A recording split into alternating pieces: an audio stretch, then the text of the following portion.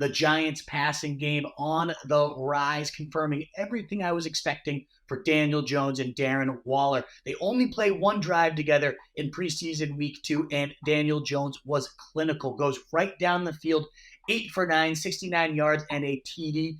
And who do his first 3 throws go to?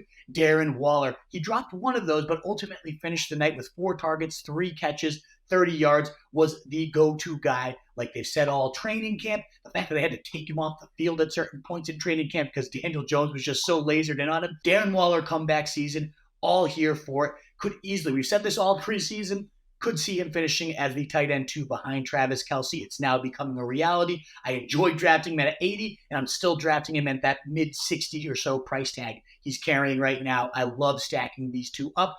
We'll talk about Daniel Jones a bit more, but I have a big prediction why I think he could truly be a Josh Allen light type of breakout. But looking at just this game specifically and how easy and efficient this offense moved down the field, it was amazing play design. It was one preseason drive. I don't want to just completely overreact, but all the things I had essentially been thinking were confirmed. We saw Paris Campbell also draw 2 targets from Daniel Jones starting in the slot. That was a great role last year where Richie James, once he took over as the full-time slot guy, was the wide receiver 12 from week 11 on. Top 12 receiver at 14-plus points in 5 of his last 7 games. Could be a very valuable role for Paris Campbell should he maintain it, and looked very solid in his debut there. Darius Slayton didn't record a catch, but he did play all 8 snaps with the starters as well. So pretty clear locked in Paris Campbell, Darius Slayton, Isaiah Hodgins, the top 3 receivers here. But Jalen Hyatt, do want to shout him out as well. Hitting a 33-yard touchdown with the 2s. Great separation. All the hype in camp as well, bringing a gear that no one else in this receiving core has.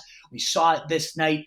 4 catches, 35 yards, and a touchdown for Hyatt. A lot of people worried he was a gadget player, a scheme player at Tennessee. Well, ultimately, he might be schemed to perfection with all the other weapons around him and an element none of them bring. He probably has the highest single season of all the receivers, not Darren Waller, not Saquon Barkley, obviously, but Jalen Hyatt among all these guys could end up being that lead number 1. Says he wants to go for Odell Beckham's Rookie of the Year crown. He has the speed, he has the burners, and he's playing well already. So, intriguing.